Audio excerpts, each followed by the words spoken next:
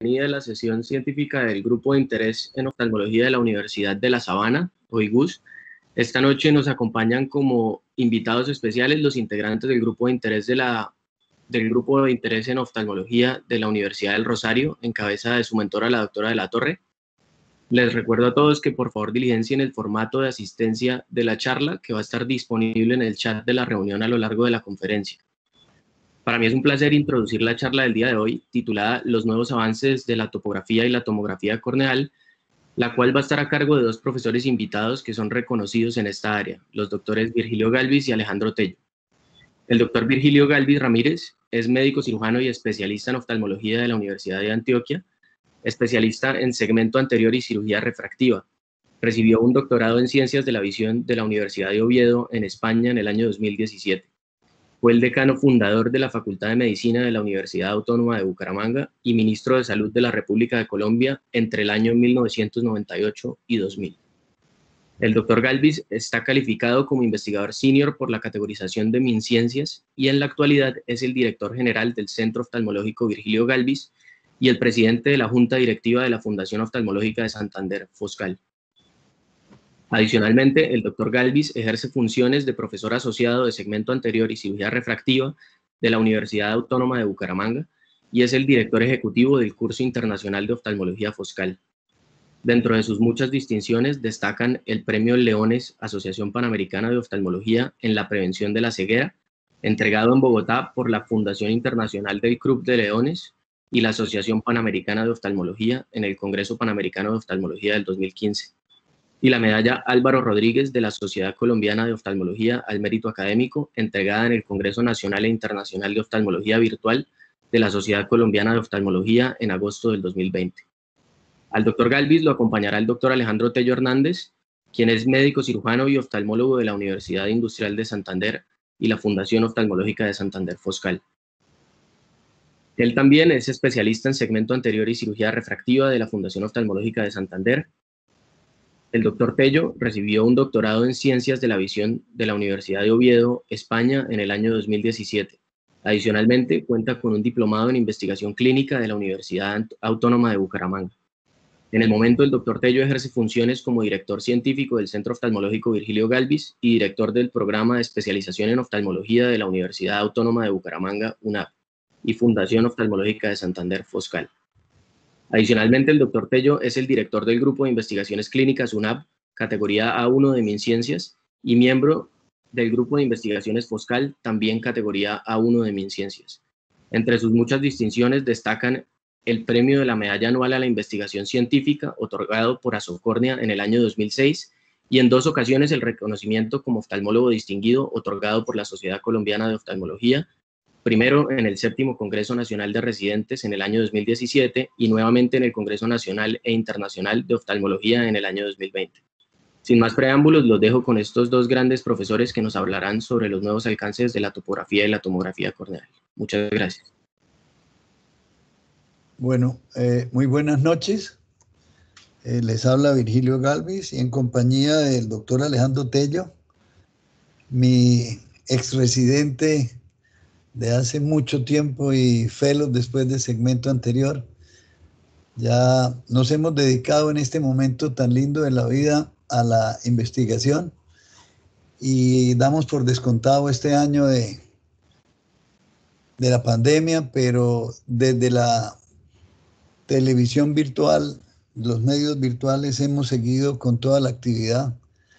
Y Juan Daniel, como egresado de La Sabana, le pareció bien que les contáramos las cosas que nosotros hemos alcanzado en tecnología, porque tenemos un centro de tecnología que se llama COTA, en donde una de las funciones de Alejandro es hacer rotar a residentes y a fellows para que tengan la posibilidad de tener el estado del arte tecnológico. Pero para poder hacer rotar a la gente, obviamente los profesores tenemos que prepararnos para poder compartir con los muchachos las experiencias y obviamente para aplicarle la tecnología a los casos complicados que nos sirvan, como este aparato, para hacer los análisis de superficie y poder enfocar bien los procedimientos quirúrgicos o procedimientos refractivos. Entonces, vamos a hablarles básicamente de este equipo de Schwinn. Es compartido porque lo genera una casa italiana también, pero Schwinn ha adquirido una serie de derechos para habilitarle al Sirius toda la conectividad con la tecnología que ellos representan y con su láser. Entonces vamos a hablar pues de los alcances de la tecnología, en donde la topografía se volvió tomografía, porque ya no es un levantamiento de superficie, sino es un levantamiento de corte corneal, en donde se pueden analizar muchísimas otras cosas más, aunque ya ha salido tecnología nueva también que permite el análisis de corte como el MS-39, con mucha precisión y sobre todo para estudiar el epitelio corneal, que hoy en día ha entrado en un juego muy importante para las decisiones quirúrgicas y también para entender cómo es el proceso de sanación epitelial. Entonces, con Alejandro, que es el compañero, la mano derecha, la mano izquierda, el pie derecho y el pie izquierdo y parte de mi cerebro, vamos a hacer esta presentación. Y empiezo por decirles que el equipo Sirius es un equipo muy versátil y tiene muchas posibilidades para el propietario de este equipo, como quiera que pueda hacer la topografía mediante el plácido, puede hacer la tomografía mediante plácido acompañado con el Chenflu, con la hendidura. Tiene un wavefront espectacular también. Y hay otra serie de alternativas que se pueden utilizar, de las cuales no vamos a tocar el tema porque esta conferencia de los residentes se demora 3 horas. Hicimos un brief de la presentación y vamos a tocar topo, tomo y wavefront y sus aplicaciones. Y empiezo por decirles que el disco de plácido es un disco, los primeros equipos que yo conocieran de 8 discos, luego de 12, y han venido incrementándose. Hoy en día ya los anillos de plácido de estos aparatos tienen 22 anillos. Y también está, aquí esto, pronto les tapa a usted. Ay, me salí. Dejo de compartir, doctor Galvis. Ah, no, maestro, a ver. Parece que dejó de compartir. Volvamos a compartir. Creo que está aquí. ¿Ahí la abrí? Ahí está perfecto. Bueno, entonces, y también tiene el Chenflu, que la cara tuya tapa la imagen del Chenflu, Alejandro. No, para nosotros no. Ah, bueno, perfecto, para mí no importa. Y tiene una hendidura con la capacidad de hacer 25 cortes. Y cuando miramos ya el equipo Sirius, encontramos que la cantidad de puntos de análisis se ha venido incrementando de manera exponencial y tiene la capacidad de analizar 21.600 puntos, 5.600 con el plácido y 16.000 con la hendidura. Y también, eso en la superficie anterior, y también tiene la capacidad, este equipo, con la posibilidad del Chenflu, de analizar la superficie en la córnea posterior y la capacidad de analizar 12 milímetros. Antes eran 8, luego fueron 10, 9, 10, ahora ya vamos en 12. La presentación del equipo en su barra superior, cuando ustedes accesan el equipo, tiene una serie de nominaciones en donde está la palabra el Fénix, iconos que tiene, que los vamos a ver, los mapas, que son 4 mapas básicos con los cuales cuando abren el equipo siempre aprende, que es el grosor corneal, el tangencial anterior, elevación anterior y elevación posterior. Tiene también, obviamente, aquí está tachado, obviamente, porque es el nombre del paciente, pero la identificación del paciente y con los datos básicos estadísticos que se necesitan. Y tiene 2 cosas muy importantes. La primera es la calidad de la adquisición, que el mismo aparato le hace el autocontrol y lo va llevando a uno a hacer una calidad de las tomas 1A para poder extractar de ahí toda la información que uno necesite. El aparato es para dummies, porque el aparato lo va llevando, inclusive más adelante les voy a mostrar un punto en donde usted marca, y si usted no sabe qué quiere decir eso, el aparato abre automáticamente un libro de explicación y le explica.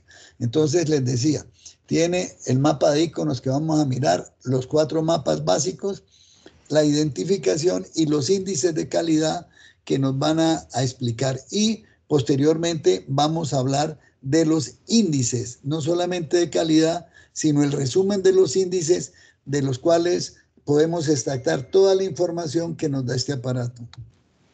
Aquí, como les decía, en los iconos tiene una barra de tareas, y entonces es básicamente elemental. Tiene el resumen, los 4 mapas que les aparecen. Tiene aquí para las imágenes Shenflu, tiene aquí la queratoscopia, tiene mapa individual. Hay una serie de mapas que son básicos, pero si usted quiere trabajar un mapa individual, clampea aquí y él le da la posibilidad de editar esas imágenes. Puede mirar también tridimensionalmente, y cuando usted no quiere tener estos 4 mapas, simplemente clampea aquí donde dice multimapas y usted le puede poner los mapas que usted escoja para tenerlo. Tiene la opción, que no vamos a tocar, de análisis de lentes intraoculares. El queratocono es formidable, sí lo vamos a tocar. La parte de glaucoma, de los segmentos, no lo vamos a tocar. Aberrometría, sí lo vamos a tocar. Y aquí era donde yo les decía que ustedes clampean este librito, y cuando ustedes quieren saber con respecto a algo, una palabra que tiene el Sirius, lo clampean ahí y el aparato le informa exactamente. Tiene también la posibilidad de lentes de contacto, y imagen de Superman, no es de Superman, es opciones avanzadas para analizar, por ejemplo, paquimetrías avanzadas o mapas gaussianos. También puede ustedes grabar y tener la posibilidad de comparar mapas en queratocono, en cirugía refractiva, y la capacidad con el archivo inicial también de imprimir y exportar imágenes. Les decía que aquí hay 4 mapas, que son los mapas de espesor corneal, la paquimetría, tangencial anterior, elevación anterior y elevación posterior. Entonces vamos a entrar a la toma de las imágenes, que es fundamental como la generalidad del aparato, porque el aparato es indispensable calibrarlo para que las tomas que tomemos sean perfectas. Lo primero, obviamente, es ingresar los datos que ya vimos que tenían nombre tachado, la fecha de la toma del examen, la edad del paciente, todos los datos que uno le quiera poner. La otra cosa es posicionar al paciente muy cómodo para que durante el examen, que es bastante rápido, no se vaya a mover. Y hay una cosa que le encontramos al equipo, y es que las personas narizonas cortan un poquito del plácido. Entonces lo que hacemos nosotros es hacer una leve rotación para que la nariz no le bloquee. Y la otra cosa que es muy importante para que el paciente no se eleve, que entre una persona al examen o cualquier cosa, es taparle el ojo no examinado, de suerte que el paciente va a tener concentración 100% en el ojo que estamos examinando. Y ahorita sigue lo que le vamos a mostrar en la otra, que es la centración perfecta en el plácido, lo ve, la centración perfecta y el foco perfecto, foco y centrados perfectos. Y se recomienda siempre tomar 4 tomas para después pasar a procesar. Seguimos.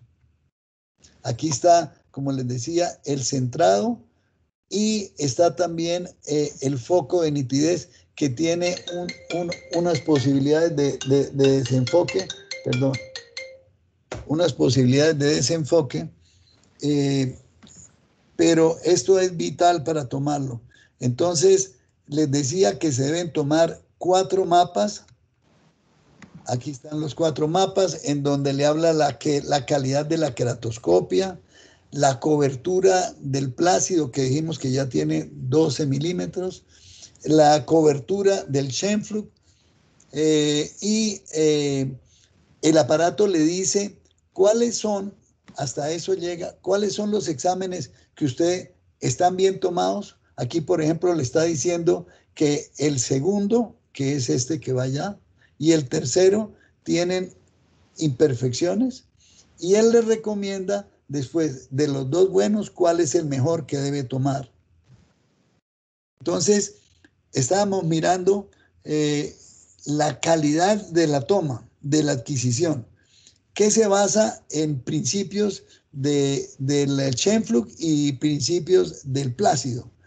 La cobertura, la adición y la claridad la da el Scheimpflug, y el centramiento y el enfoque perfecto con la cobertura lo da el Plácido. Y es como por eso me fue tan fácil aprender este aparato, porque es para dummies. Él me dice aquí que en verde el 99% está muy bueno, que todos los datos cuando le aparecen en verde son buenos, cuando le aparecen en amarillo como el anterior que vimos aquí, quiere decir que ya es mejor que en rojo definitivamente no los acepta. Cosa similar hace con el centrado y cosa similar hace con la cobertura.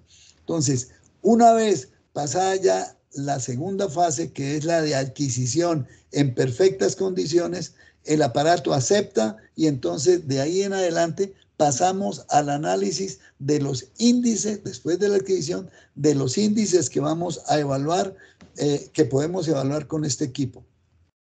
Entonces, el primero, les decía siempre que aparecen los cuatro mapas básicos: la paquimetría, la tangencial anterior, el mapa de elevación anterior y el mapa de elevación posterior.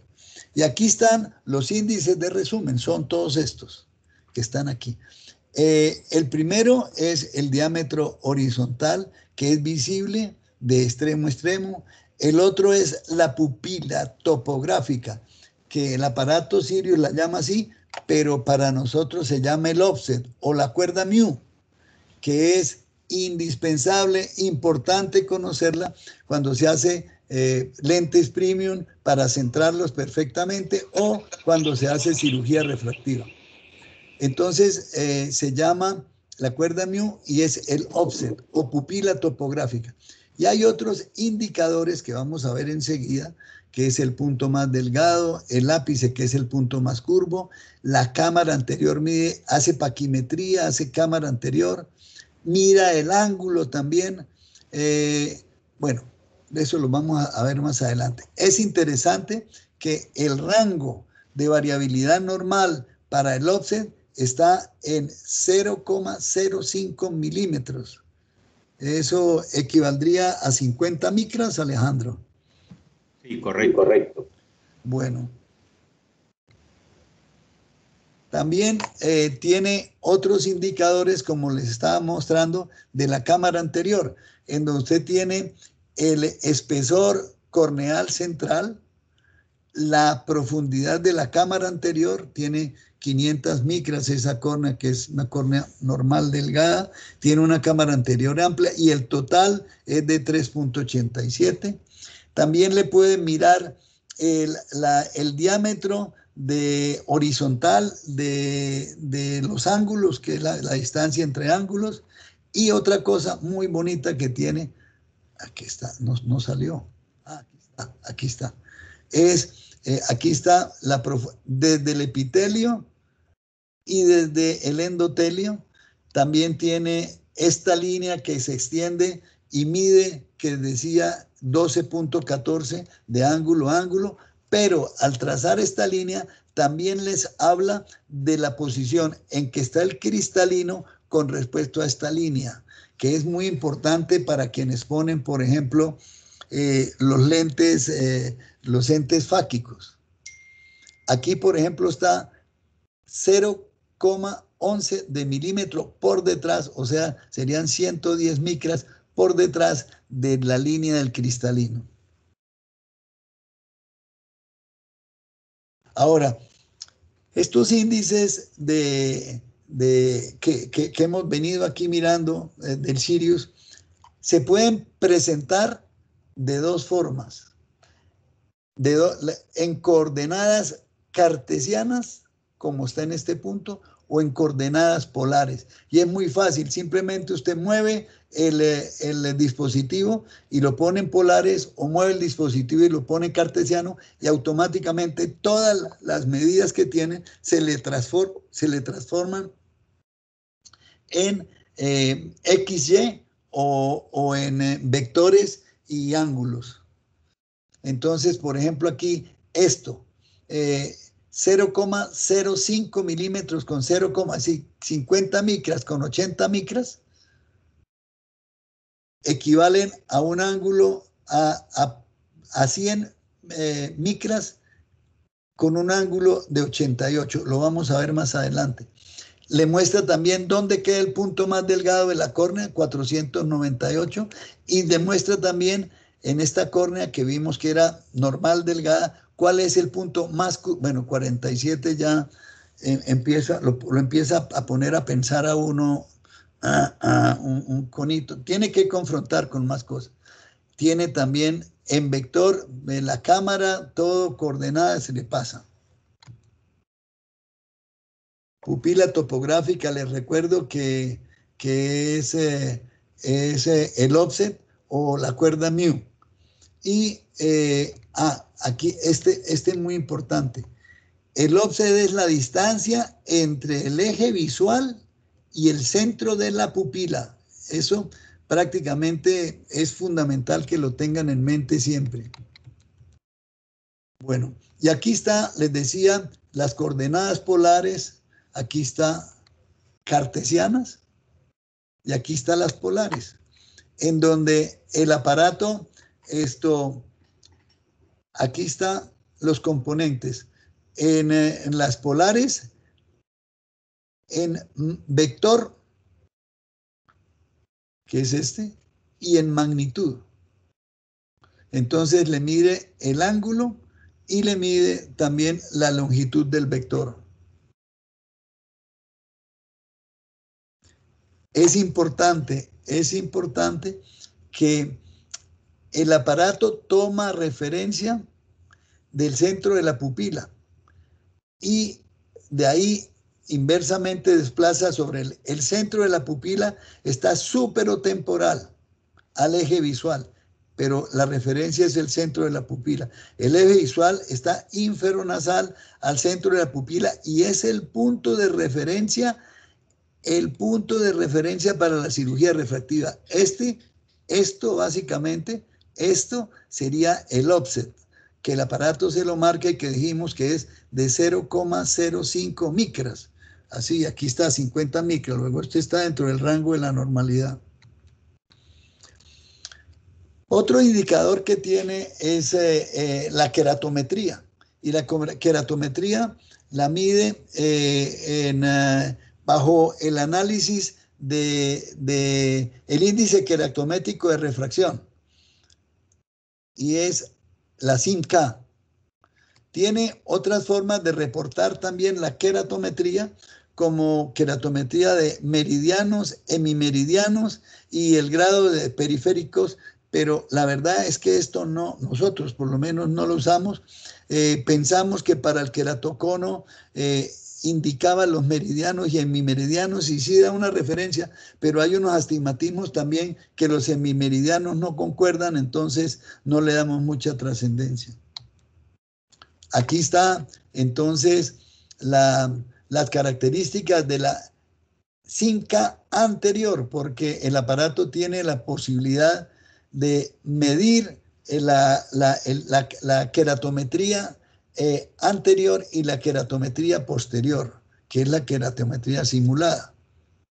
Y básicamente se fundamenta en la lectura del queratómetro de cuántos puntos paracentrales. Hoy estuvimos averiguando cuáles eran los puntos paracentrales con Ruby, pero la verdad, el comentario fue que lo que estaba por dentro del anillo de diámetro de 5, pero pensamos que más o menos la toma está a 3 milímetros, es la toma que hace.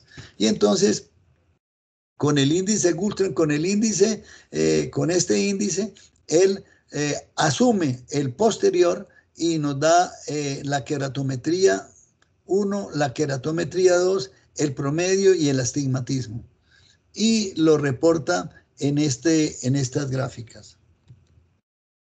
Es importante, entonces, de dónde toma, que era lo que estábamos hablando hoy con Ruby Morales, que es la profesora que tenemos para que nos capacita en todos los equipos de ROCOL, que simula las lecturas promedio obtenidas por el queratómetro manual de 4 puntos, dijimos, pero que esos 4 puntos están colocados entre el anillo 4, aquí está, 4, 5, 6, 7 y 8, ahí es donde el aparato mide la SIN-K, en ese punto, exactamente.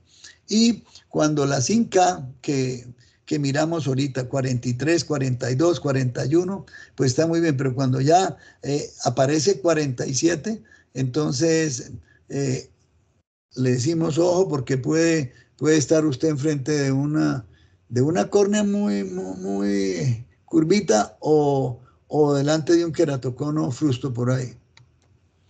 Bueno, vamos a pasar a otro punto, también otros índices que son los índices de forma, que son bien importantes, y van a ver ustedes el Rod-Mean Square sobre área y la esfericidad. Aquí estos índices de forma los pueden medir en diferentes diámetros. No los pueden medir en todos simultáneamente, los pueden medir hasta en 2. Aquí tienen ustedes en 6 milímetros y en 8 milímetros medidos. Y analiza los datos tanto de la cara anterior como de la cara posterior, del radio más plano, el radio más curvo, el Rod-Mean Square sobre área y la esfericidad, que es ahí debajo, debe decir Q, porque es que aquí está tapado la... Bueno, esto lo vamos a explicar más adelante, que es la media cuadrática asferotórica, que no se compara con la línea de mejor ajuste, sino se compara con una asferotórica. Aquí está, esto lo vamos a explicar ahora. Y entonces decíamos, lo primero es el más plano, aquí está, 40-84. El más curvo es el 2, 42-46. El Rod-Mean Square por área está representado aquí, 0,06 micras por milímetro cuadrado. Este dato es bien interesante porque él examina la superficie contra una superficie esferotórica. No, como les decía, con una esfera. Entonces, cuando este indicador se sube, se aumenta, la córnea empieza a ser irregular.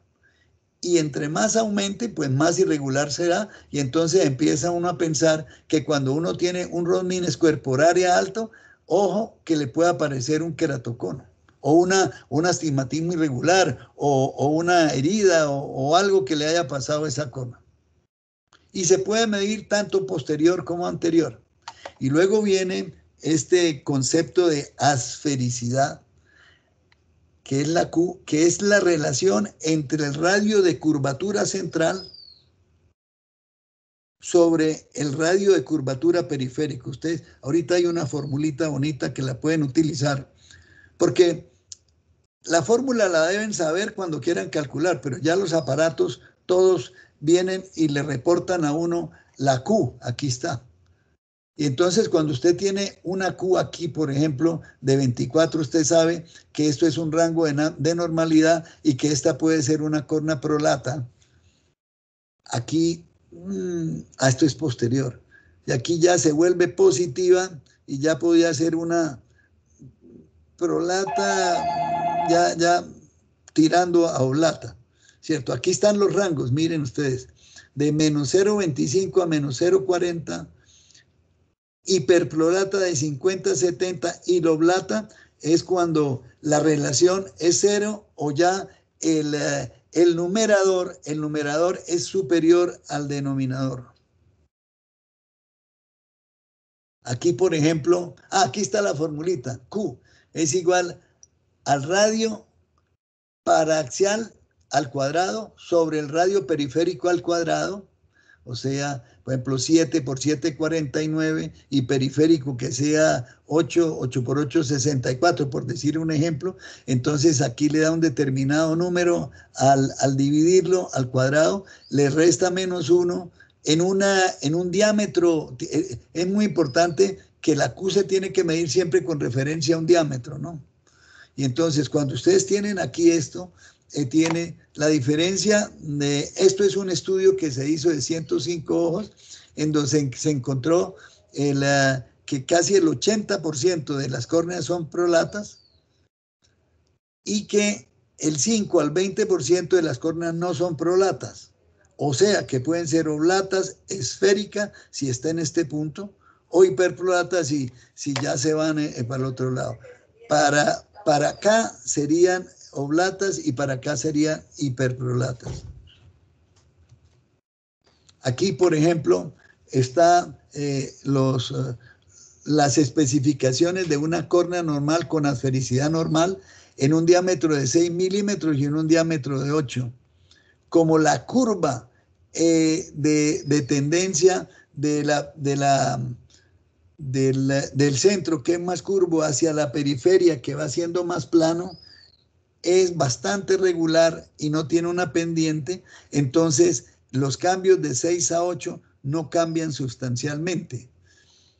Depende del diámetro analizado, aquí está 6 y a 8, pero decíamos que tomamos, yo puedo haber tomado 4,5 y 7, pero se tomó 6 y 8, y entonces vemos que no hay un cambio sustancial, pero cuando ustedes hagan cirugía refractiva y van a encontrar en hipermetro, en miope, se presentan unos cambios considerables, interesantes, que deben tenerse en cuenta. Aquí, por ejemplo, ya vamos a mostrarle la esfericidad. Dijimos que se pueden medir en varios campos, pero en operados de LASIK, la esfericidad depende del diámetro analizado, 4, 5, 5, y de la zona óptica empleada, la zona, no el diámetro, sino la zona óptica es esta, ¿cierto? Aquí, por ejemplo, miren cómo va variando, en donde ya de 4, 5 pasamos a 5, pasamos a 6, pasamos a 8, y miren las variaciones que empieza a tener. Este ojo es un ojo operado. Es un ojo operado, se aplanó, esto es una miopía. 4, 5, en 5 va cambiando y llega ya en determinado momento a que la córnea empieza a variar la Q sustancialmente para irse hacia el lado de la prolaticidad, de la oblaticidad. Bueno, salimos de los indicadores de forma y vamos a hablar esta es la última parte que yo hablo, de análisis refractivo. Los análisis refractivos tienen tres ítems que se analizan en los análisis refractivos. El primer ítem es el cilindro, el astigmatismo corneal total, es decir, la suma anterior y posterior que hace el aparato, expresado en dioptrías, y aquí con una pupila de 4.5, en donde el poder, el mean power de la pupila es, en el punto de la pupila es 39,76 y tiene un cilindro de menos 0.56 a 32. Está también el otro parámetro que les decía que es muy importante para el análisis de las córneas irregulares, en queratoconos, en queratoplastias o en trauma. Y la análisis de aberración esférica longitudinal, aquí está, aberración esférica longitudinal, que se mide, esta lo vamos a ver más adelante, es la representación de la diferencia entre los rayos periféricos y los rayos paracentrales con una pupila y un diámetro conocido. Y se puede expresar, por ejemplo, aquí está 4,5 en diámetro, se puede expresar en dioptrías aproximadas, se puede expresar en dioptrías equivalentes y se puede expresar en micras. vamos a hablar del primer punto, astigmatismo corneal total. El índice refractivo real con que mide esto, porque se calcula con trazado de rayos, el aparato hace las mediciones, que esta está como medio repetida. Aquí está el cálculo del astigmatismo manual con la medida del optómetra, que teóricamente en eso, como se mira la superficie anterior solamente y él asume la posterior, utiliza este índice de 1.3375, no el 1.376, que es el índice real aire córnea. Y entonces aquí mide, por ejemplo, el queratómetro, midió que tenía un cilindro de -2. La refracción de este paciente fue -5,75 con 0,75. Y el cálculo del astigmatismo mecánico por el aparato da, aquí sí mide con el índice normal de aire córnea, es 1.376, mide la córnea vertical, un astigmatismo con la regla, y él también mide el posterior, saca la media y saca el astigmatismo que le da, calculando en esta medida el astigmatismo posterior, que lo incluye aquí. Inclusive puede hacer también medidas, aparecen las medidas del cristalino, ¿cierto? Entonces, por eso la diferencia tan grande. Entonces, este es ojo izquierdo y este es ojo derecho. Partan aquí para que no se compliquen la vida.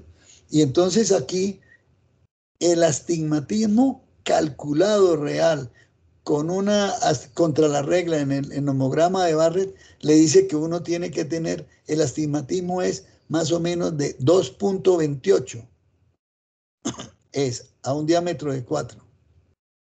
Y tiene unas aberraciones esféricas que las considera dentro del rango de la normal. Acuérdense siempre que estas barritas no se necesitan muchas veces saber los indicadores, porque a veces uno se enloquece con los indicadores. Pero cuando lee la aberración esférica longitudinal, está en verde, está normal. Y sobre eso, y todas estas medidas las hace el aparato con trazado de rayos. Aquí la misma diapositiva, aquí ya le cambié, y entonces le puse aquí así corneal, que es la suma anterior y posterior expresada en dioptrías con una pupila de 4.5. El meridiano vertical posterior es más curvo, pero entonces es dióptricamente más negativo. O sea que cuando es más negativo, es un astigmatismo contra la regla. Entonces, aquí este es el anterior y este es el posterior. Teóricamente, al estar con la regla contra la regla, se suman y entonces aparece que es 1.67 y él recalcula el ángulo donde teóricamente debe estar. En lugar de estar a 1 grado, él lo pone a 7. Y este es el dato sobre los cuales nosotros nos fundamentamos para la cirugía. Aquí repite lo mismo y también es positivo, entonces le suma a este negativo y el astigmatismo.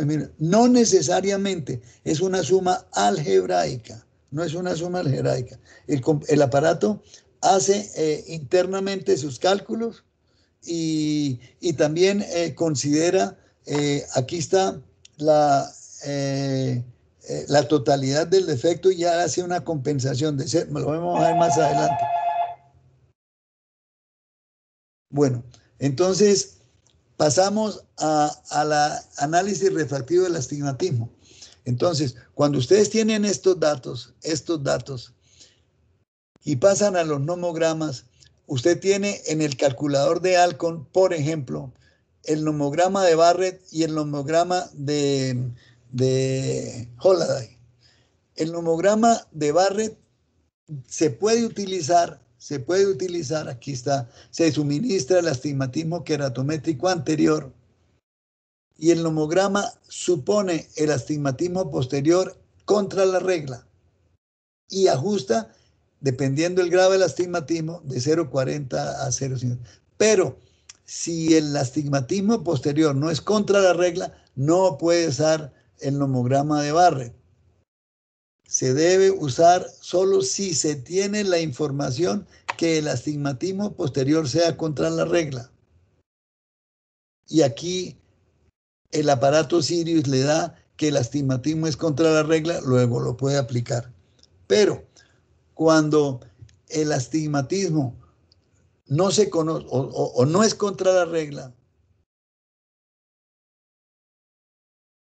entonces ignoramos el astigmatismo posterior para minimizar la equivocación y le damos el astigmatismo total que mide el Sirius. Y entonces se usa el 1376 que le da toda la información para proceder, y aquí estaría el astigmatismo real, que en el Holiday no se resta ni se suma, se le da la totalidad. Esto es bien importante. Por aquí dice cuando era alterar posterior, la regla no arriba. Se ignora el astigmatismo posterior para minimizar y le damos el astigmatismo total. En resumen, nosotros utilizamos el calculador de Barrett, pero cuando el astigmatismo posterior es contra la regla, nos vamos por el camino de Barrett. Cuando el astigmatismo posterior es con la regla, usamos el camino de Holiday, introduciendo el astigma corneal total que hemos medido. Y luego nos vamos al calculador y en el calculador le llenamos los datos.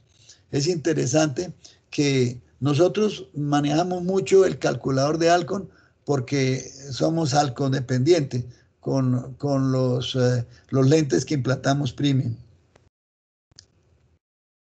Bueno, ahora vamos a mirar, ¿se acuerdan que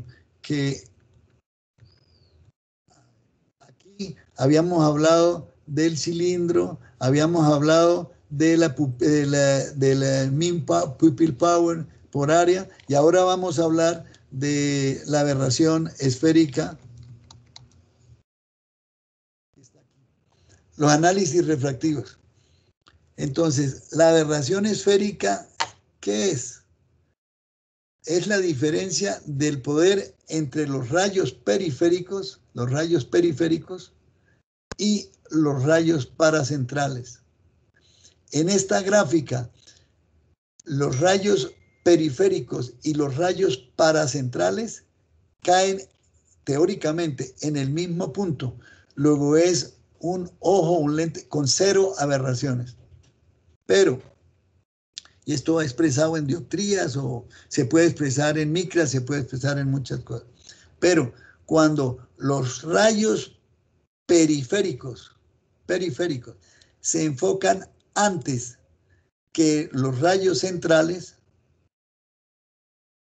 se llama una aberración esférica positiva. Y cuando los rayos periféricos se enfocan después de los rayos paracentrales, es una aberración esférica negativa.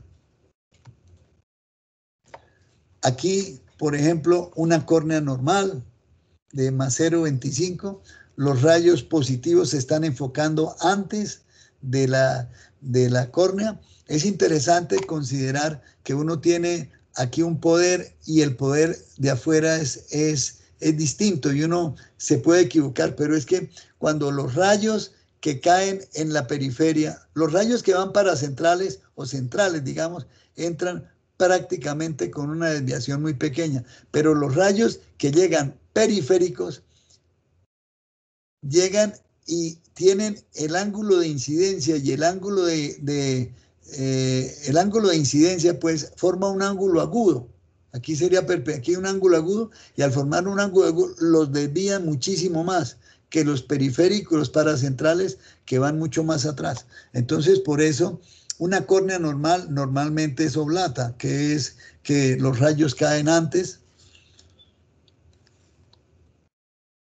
Aquí cambia sustancialmente esa apreciación, porque esta es una córnea tocada. Y la aberración esférica depende de la asfericidad, o sea, de la diferencia de curvatura que va teniendo de los paracentrales a la periferia en un diámetro considerado. Y aquí, por ejemplo, se hizo una ablación el diámetro es que estamos analizando es 0.45, la ablación es superior.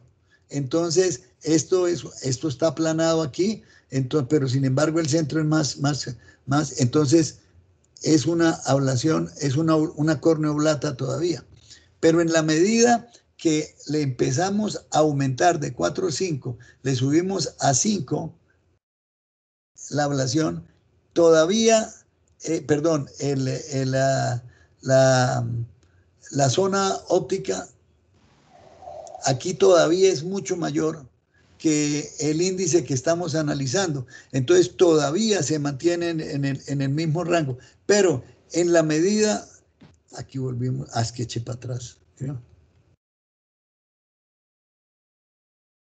Pero en la medida que empezamos a incrementar el diámetro sobre el cual estamos analizando de pupila, llega un momento en donde aquí todavía está dentro de la zona óptica el diámetro de pupila que estamos analizando, y entonces todavía tiene un rango, bueno, ya se vuelve positivo, ya empieza, porque al llegar a este punto de ablación automática, creo que está a 7 milímetros, cuando llega ya a 7 milímetros, ya nos salimos del diámetro de la zona ablacionada, y entonces automáticamente ya se dispara completamente la aberración, y esto ya es una córnea absolutamente oblata, ¿cierto? Porque cogió aquí más plano, y aquí ya pues se encurva terriblemente la córnea.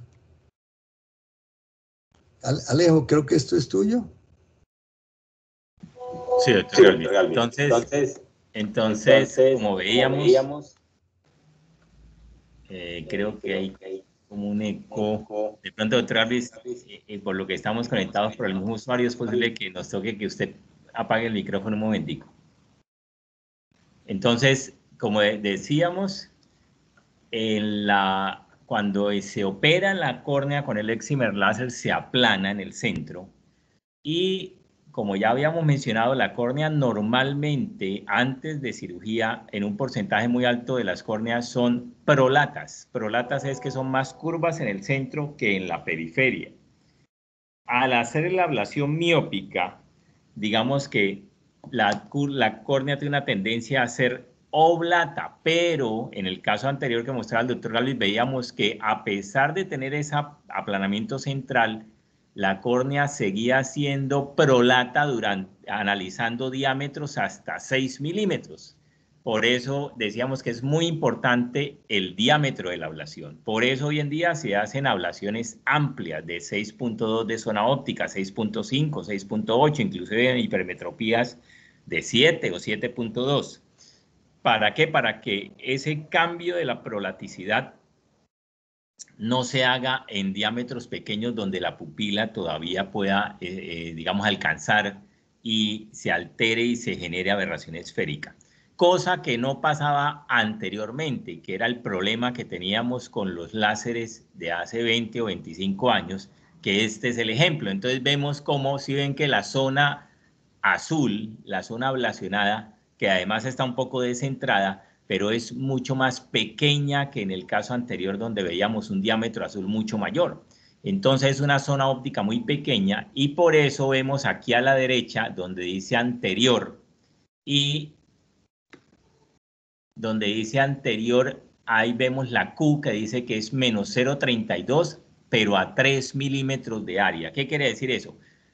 Recordemos que si la Q está negativa entre menos 0.20 y menos 0.40, pues es digamos, la esfericidad normal de una córnea prolata. O sea, que esta córnea, a pesar de esta ablación, sigue siendo prolata, pero si analizamos 3 milímetros, que es un diámetro muy pequeño, si nos vamos a 4.5 milímetros, que es el dato que está inferior, más abajo, vemos como en el análisis de la superficie anterior, la Q pasa de menos 0.32, que dijimos que era un rango normal, a más 0.95. Acordémonos que siempre que la Q está por encima o sea, más positiva que 0, significa que esa córnea es oblata. Es decir, en estos 1,5 mm de cambio de diámetro de análisis, pasamos de que la córnea pasó de ser todavía prolata a ser totalmente oblata, que era el problema con las ablaciones de esa época, de hace muchos años. ¿Por qué? Porque cuando el paciente se le dilataba la pupila a una pupila de 4.5, que es una pupila que se puede lograr, un paciente joven en una penumbra a 6 de la tarde o en la noche, sin duda va a tener una pupila de 4.5 mayor. Entonces, por eso ya comenzaba a ver a través de una córnea que era oblata y por eso tenía problemas de una alta aberración esférica, que lo vamos a mirar. Recuerden que la aberración esférica se relaciona con la esfericidad. Entonces, siguiente, por favor, doctor Gálvez. Entonces, veamos cómo en este mismo caso, ahí está en la zona óptica pequeña, que decíamos que todavía, y aquí está la zona óptica de 4.5, que no es muy grande, pero ya con eso es suficiente para que esa córnea se vuelva oblata. Siguiente. Y entonces vemos cómo esa córnea, cuando llega a un diámetro de 6 milímetros, este es un análisis de la calidad óptica con la aberrometría que hace también el Sirius, que hace un análisis de las aberraciones corneales basándose en los mapas de elevación. Y entonces veamos como aquí a la derecha, en el diámetro de 6 milímetros, si vemos la pirámide de Cernique que está abajo, vemos como ya tiene una aberración esférica de 0,92 dioptrías equivalentes, que está muy por encima del 0,3, que es lo tolerable en dioptrías equivalentes. Es decir, este paciente, si logra una pupila de 6 milímetros, va a tener una calidad óptica nocturna regular por la aberración esférica que se le está generando, como vemos aquí en el PSF, que ya se ve algo de distorsión, ahí no se ve un puntico bien definido, sino como un triangulito. Y si vamos a un diámetro aún mayor, siguiente, vemos como al irse a 7, que hay personas que logran diámetros populares de 7 en la noche, ya se sube todavía mucho más y el PSF se degrada aún más. Entonces, son cosas que hay que aprender en cirugía refractiva. Primero, que hay que hacer las ablaciones con zonas ópticas grandes para evitar esa generación de aberración esférica. Y segundo, que también debemos, si vemos una pupila grande, por ejemplo, un paciente con los ojos claros, que en el examen vemos que tiene una pupila grande, hay que investigar esa pupilometría. Estamos acostumbrados a que afortunadamente la mayoría de nuestros pacientes tienen pupilas pequeñas, pero uno que otro tiene los ojos más claros y tiene una pupila grande, que es importante antes de cirugía asegurarnos de la pupilometría, porque si tiene una pupila gigante, hay que pensar en hacer una zona óptica todavía más grande, porque debe ser al menos igual a la pupila escotópica, o sea, en la noche. Doctor Galvis, paquimetría.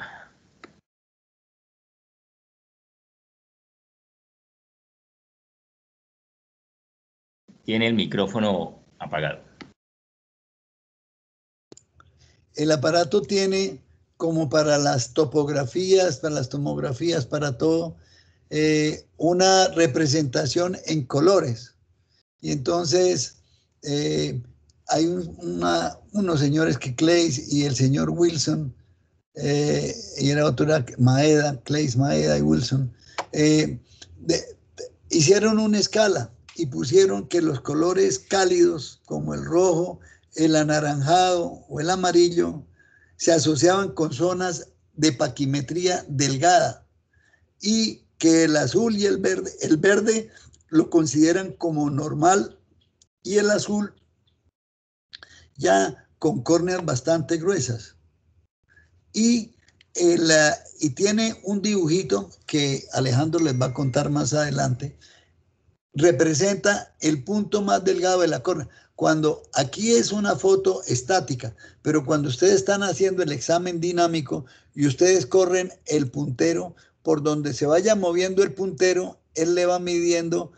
Aquí, por ejemplo, si yo lo desplazara aquí, me decía tiene 526, y si me voy moviendo aquí me dice 584, y cuando yo lo muevo al punto más delgado que él me lo muestra, es donde tiene 500. O sea, dinámicamente ustedes pueden encontrar la paquimetría en el punto que ustedes quieran, que es bien importante, sobre todo ahora con el devenir de los aparatos nuevos, en donde a la paquimetría ustedes les pueden, a la paquimetría total le puede quitar el espesor del estroma y quedarse trabajando solamente con el espesor epitelial, que nos está dando muchas sorpresas hoy en día a quienes hacemos cirugía refractiva. Entonces, el aparato tiene muchas formas de representar esa curva, y entonces él le pinta aquí, por ejemplo, el aumento del espesor, cuál es una tendencia normal, en donde a cuántos milímetros el espesor va aumentándose con respecto a 4 milímetros, a 3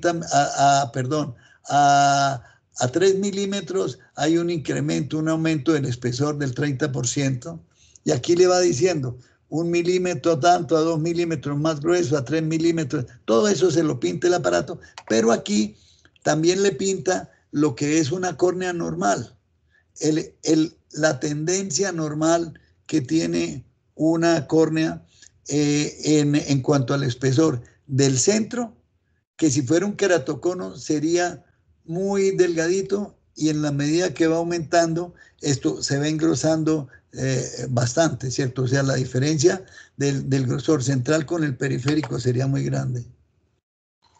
Aquí, pero esto ya es en micras también, se lo puede representar en micras, y le presenta digamos, el perfil espacial del grosor corneal normal. Aquí, por ejemplo, ustedes tienen un cono, tiene 400 micras de paquimetría relativa, y mire la diferencia tan grande que hay de una córnea central que se va moviendo de el punto más delgado, póngale aquí que fuera 401, el más delgado ya tener por lo menos 360, y se va desplazando hacia la periferia, y la tendencia normal sería esta, pero aquí le está diciendo la pendiente que tiene ese cono tan impresionante. Y la diferencia entre el centro y la periferia es más del 60%. Alejo. Bueno, entonces además vamos, pues como todos los topógrafos, estos topógrafos y tomógrafos modernos también van a hacer mapas de las diferentes superficies de la córnea, basándose en los mapas ya, digamos, estandarizados que se usan desde hace ya décadas, que son básicamente de dos tipos. Uno son los mapas sagitales. Recordemos que los mapas sagitales evalúan la curvatura de todos los puntos de la córnea con respecto al eje axial de toda la córnea. Entonces, si vamos, por ejemplo, a evaluar la curvatura en este punto que está señalado ahí de color naranja, lo evalúa contra el eje axial central de la córnea. Y lo mismo si vamos a evaluar el amarillo o la verde. Ese es el mapa axial o sagital. ¿Qué pasa con este mapa? Que realmente sirve para hacer una vista generalizada bastante rápida de la curvatura corneal y suaviza las diferencias. Pero entonces por eso pasa por alto las pequeñas variaciones focales de la curvatura, sobre todo en la periferia media. Siguiente. Y el otro es el mapa tangencial, que también se llama mapa instantáneo, que calcula la curvatura local, trazando círculos y tangentes, o sea que no se relaciona con el eje axial, sino es una medida local. Y por eso digamos que es más preciso y permite ver cambios más pequeños, aunque puede ser más sensible a los artefactos y es un poco más difícil de interpretar. Y en la periferia, digamos que también su precisión puede ser un poco más dudosa, en la periferia extrema. Pero en general, digamos que los dos mapas dan muy buena información y en realidad son complementarios, tanto el tangencial como el sagital. Entonces, aquí vemos un mapa típico sagital, donde se ve a la derecha el anterior, vemos el patrón en reloj de arena o el 8, que se ve muy regular, se ve amplio ese patrón y se ven los cambios de colores, digamos, que son paulatinos. Este es un típico astigmatismo en el cual vemos más curvo el meridiano vertical y más plano el horizontal, o sea, un astigmatismo con la regla. Y esta es una típica mapa sagital de una córnea normal. Aquí vemos la cara posterior, donde se ve que está más curvo el vertical y más plano el horizontal, pero recordemos que en la cara posterior los poderes son negativos y entonces el análisis, como explicaba el doctor Galvis, hay que hacerlo a la inversa en cuanto a que sea con la regla o contra la regla. Y vamos a mirar el mapa tangencial. Miren que al pasar al mapa tangencial, de una vez vemos que el patrón se ve como encogido, se ve mucho menor como encogido y se ve un poco menos regular. ¿Por qué? Porque, como les digo, es una medida realmente más real punto a punto.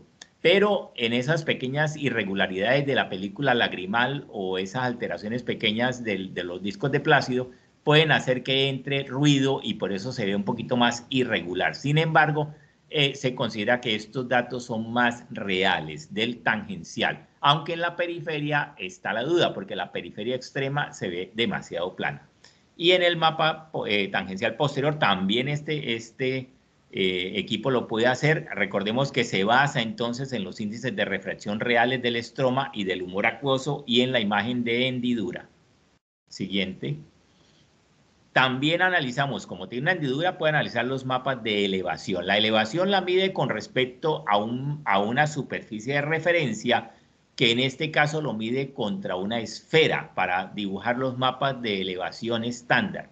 Vemos como en los astigmatismos, que es el mismo ojo que estamos analizando, recordemos que el meridiano vertical era el más curvo, y al ser el más curvo, veamos cómo en el mapa de elevación anterior se ve azul, o sea, como está más curvo, está más hundido, por decirlo así, entonces se ve azul porque está más deprimido con respecto a esa esfera, mientras que el meridiano horizontal, que está más plano, se ve verde y se ve amarillo, porque inclusive está por encima de esa esfera de mejor ajuste. Entonces este es el patrón típico en silla de montar, que también vemos en la cara posterior, muy parecido, de un astigmatismo regular, que se ve el meridiano más curvo se ve deprimido y el meridiano más plano se ve elevado con respecto a esa esfera de mejor ajuste. Esas diferencias de elevación con respecto a la esfera se pueden cuantificar en micras y hay digamos, una base normativa que nos indica que en la cara anterior con el Sirius hasta 10 micras se considera normal de elevación y en la cara posterior hasta 18. Cuando ocurren alteraciones corneales con córneas irregulares, con elevaciones anormales como el queratocono, pues estos niveles se van a encontrar elevados. Siguiente. Y finalmente, los mapas de elevación también se pueden hacer comparando la córnea contra otro tipo de superficie diferente a una esfera. ¿Por qué? Porque en cierto momento queremos ser más sensibles y por eso si nosotros comparamos, por ejemplo, esa córnea que estábamos viendo, que es una córnea con astigmatismo, que le veíamos el patrón en silla de montar comparado contra una esfera. Si lo comparamos contra una superficie asferotórica, como la superficie asferotórica también es ovalada, por decirlo así, pues va a cazar mejor y por eso vemos que se ve prácticamente verde, porque esa superficie es muy parecida a la córnea con la que estamos analizando. Y aquí vemos en el mapa también de elevación posterior que se ve menos el patrón en silla de montar que veíamos anteriormente. Entonces también en cierto momento se puede comparar contra superficies esferotóricas, sobre todo para detectar queratocono, como lo hace el equipo dentro de su paquete, digamos, de búsqueda de índices de queratocono. Siguiente. Y por último, una breve resumen de lo que es la aberrometría corneal, que como decimos, este aparato se basa en las elevaciones en la hendidura para calcular las aberraciones solo corneales, no es un aberrómetro ocular, solo corneales, y vemos aquí cómo puede hacer el mapa del wavefront en un resumen de Cernic o en algo que llama resumen de calidad óptica. Arriba y a la izquierda vemos el mapa de las aberraciones totales. Recordemos que tiene un astigmatismo ese ojo.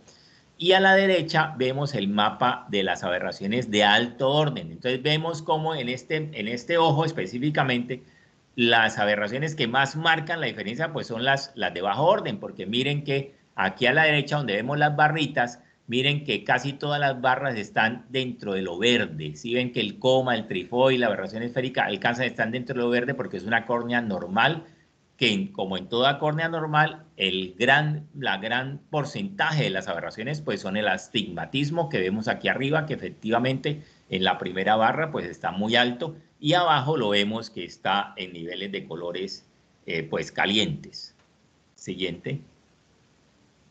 Y cuando vemos la calidad óptica, pues vemos el PSF de un astigmatismo muy alterado. Recuerden que en el resumen de calidad óptica vemos el impacto de esas aberraciones. Miren que aquí comprobamos que definitivamente en cuanto a calidad óptica, lo que más afecta pues son las aberraciones de bajo orden. Aquí miramos cómo el astigmatismo efectivamente distorsiona muchísimo ese PSF y baja mucho la calidad en la convolución. Y digamos que hay, por supuesto, muchas más cosas para hablar de barometría, pero por cuestión de tiempo vamos a dejarlo ahí. Por supuesto, los equipos usan también las alteraciones barométricas, siguiente, por favor, para analizar, por ejemplo, esta patología, el queratocono. Como el queratocono es una córnea irregular, va a generar entre todas las alteraciones también aberraciones corneales alteradas, específicamente aberración esférica, por ejemplo, en este cono que es paracentral. Como está muy curvo la región paracentral, va a hacer que esa córnea sea hiperprolata, y al ser hiperprolata, muy puntuda, va a tener una aberración esférica negativa, como veremos más adelante, y adicionalmente genera un coma. Siguiente. Entonces, ese coma, el equipo lo cuantifica para colocarlo dentro de los índices de cono que él mismo nos va a informar para ponernos alerta. Pues el aparato hoy en día tiene la ventaja que dentro de sus índices nos va a alertar para que uno como clínico evalúe esa córnea con más cuidado. Siguiente. Gracias. Entonces veamos cómo aquí en las aberraciones de alto orden que se ven arriba y a la derecha, ya no se ve un mapita verde como el que veíamos en el ojo del astigmatismo normal, sino se ven unos colores totalmente rojos. Una mancha roja arriba y una mancha azul abajo, que eso indica que hay un coma muy grande. Y si vemos abajo, efectivamente vemos que es un coma muy notorio, y si lo vemos en las barras, vean que el astigmatismo está por fuera de lo normal, el coma está por fuera de lo normal, el trifoide está por fuera de lo normal, y la aberración esférica también, porque está negativa, lo que decíamos, está hacia la izquierda. O sea que esta es una barometría totalmente alterada, y esa córnea sin duda es una córnea anormal. Siguiente. Y vemos la calidad óptica. Miren ese PSF que se ve como, pues, como una mariposa, y la convolución que muestra las letras en el centro. Vemos los octotipos se ven totalmente borrosos. Siguiente. Y entramos a los índices de queratocono, que son ya como una consolidación de los diversos índices que analiza el equipo para darnos una serie de alarmas sobre una córnea que pueda tener sospecha de queratocono o que definitivamente para el equipo sea un queratocono. Se basa en la asimetría. ¿Qué es lo que analiza? La simetría de la curvatura anterior, la simetría de la curvatura posterior, que lo analiza básicamente comparando un diámetro, un radio, digamos un área de 3 milímetros de diámetro superior contra un área en espejo inferior. En una córnea normal, esa área superior e inferior deben ser prácticamente iguales. En cambio, en un queratocono hay una asimetría evidente. Entonces, siguiente, por favor. Entonces, doctor Galvis, ya entramos en los índices de queratocono. Adicionalmente, analiza lo que decíamos de las aberraciones ópticas. Entonces, el índice de Baiocchi, Calossi y Versace evalúa el coma, evalúa además el trifoil y evalúa contra una base normativa y lo dibuja tanto en una barra de colores como en un vector. Entonces, facilita visualmente el diagnóstico. Por ejemplo, aquí en el A vemos como en la parte de abajo se ve un puntico rojo nomás, no se ve ni siquiera una flecha. ¿Qué quiere decir eso? Que esa córnea está dentro de un rango de seguridad verde y esa córnea seguramente es normal. Si vemos que esa flechita, ese vector llega al amarillo como abajo, entonces ya comienza uno a pensar que la córnea puede tener alguna cosa y miren que tiene unas alarmas rojas, unos triángulos rojos arriba, a la derecha. Y si se sale ya, como en este caso que tiene muchos, en el tercer caso y ya se sale y en el otro, pues definitivamente le está diciendo a uno, oiga, esa córnea seguramente es un queratocono. Por supuesto, ellos son muy acuciosos en decir que ellos no pueden diagnosticar el queratocono, que lo diagnostica es el clínico, pero sin duda es una herramienta muy útil. Siguiente. Y vemos aquí unos ejemplos. Por ejemplo, esta es una córnea con un astigmatismo normal. Él analiza diferentes mapas tangenciales anterior-posterior, unos mapas de elevación contra base normativa y finalmente analiza también abajo la paquimetría en gradiente, que era lo que nosotros estábamos mirando con el doctor Galvis hace un momento. Vemos entonces como a la izquierda no se ve ninguna alarma, todo se ve bien, el vector ni siquiera aparece y el mapa de elevación contra normalidad se ve verde, el segundo de para abajo, y el tercero de para abajo, que es el de gradiente, también se ve verde. En el gradiente paquimétrico podemos mirar también la curva que veíamos, démosle a la siguiente, y vemos como esa curva, que es el ojo, es la curva azul, está por encima, está dentro del rango de normalidad, o sea, está normal. O sea que con esto realmente quedamos bastante tranquilos que esa córnea es normal. Siguiente. En este caso, ya comienza a haber varias cosas que llaman la atención. Miren que hay una alarma roja y una alarma amarilla aquí en la asimetría de curvatura a la izquierda y que el Baiocchi, Calossi, Versace tiene un vector que se acerca a la línea amarilla. Y además el tangencial se ve una asimetría evidente, en la elevación también algo de asimetría, en la elevación contra la normalidad, y efectivamente en la paquimetría abajo también vemos un manchón ahí. O sea que algo está pasando en esa córnea. Si la miramos en la siguiente diapositiva, vemos que se acerca al límite de la normalidad. Entonces, ¿qué está pasando? Que es una córnea que no es un declarado cono, pero tiene algo y puede ser un queratocono frustro o subclínico. O sea que para cirugía pues no sería buen candidato. En este caso ya es el extremo que vemos como tiene alarmas rojas por todos lados, tiene el vector rojo del Baiocchi, Calossi, Versace por fuera del rango y se ven rojos en todos los mapas, incluyendo el de paquimetría contra normalidad y el del gradiente de paquimetría. Y si vemos la curva del gradiente en la siguiente diapositiva, vamos a ver cómo se sale por debajo del límite de la normalidad. O sea que ya es muy útil. En la siguiente diapositiva la vamos a ver y vean cómo el límite está arriba y el ojo está por debajo en la línea azul, que ya se salió de lo normal. O sea que esa córnea realmente se adelgazó mucho en el centro, por eso es más gruesa la periferia. No porque se haya engrosado la periferia, sino al revés, porque se adelgazó mucho en el centro, porque es un queratocono. Adicionalmente, siguiente, el aparato analiza lo que se llama los puntos notables, que es que evalúa el ápice anterior, el ápice posterior, el vértice posterior y el punto más corto. Todos esos puntos en una córnea normal están cercanos, pero no son confluentes. Si vemos arriba, en el círculo rojo es la distancia normal de esos puntos. En cambio, en los queratoconos se acercan muchísimo más. Vean abajo cómo se ve ese puntico rojo que encierra. Entonces también, como se sale una punta muy prominente, todos los 4 puntos notables, los 5 puntos notables se agrupan y eso también es un signo que analiza el Sirius para hablarnos de queratocono. Siguiente.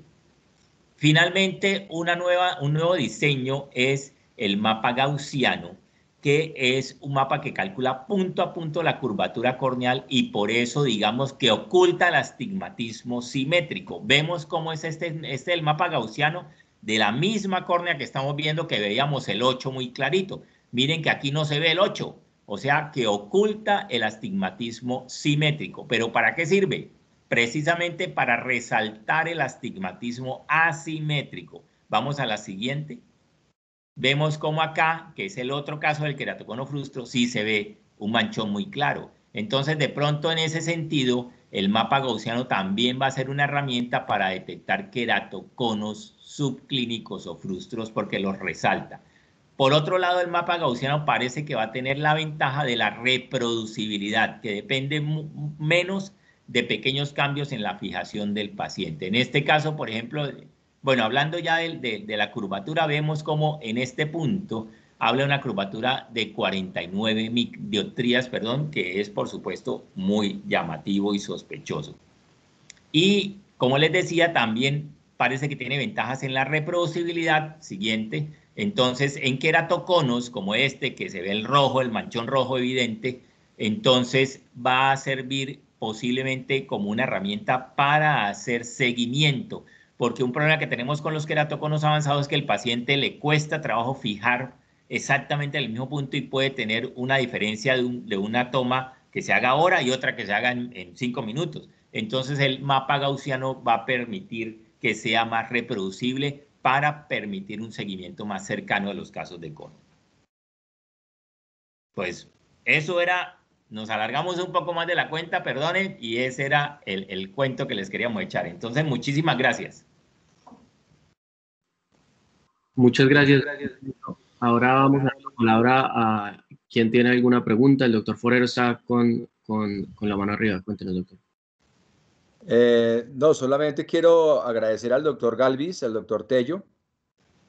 Ustedes están dando un ejemplo a los estudiantes de las universidades y ustedes no saben la cantidad de estudiantes que están metidos en esta charla de medicina, además de los residentes que estamos de la Universidad de La Sabana, con el Hospital de la Samaritana, que ustedes bien conocen, residentes que han estado con ustedes Claro pues, que sí. haciendo fellows de córnea, Sí. de refractiva, de todo, con el doctor Galvis. Para mí esta conferencia fue muy bonita, yo no soy corneólogo, ¿sí? Glaucomatólogo. Sí, es una conferencia un poquito rara para mis conocimientos, ¿sí?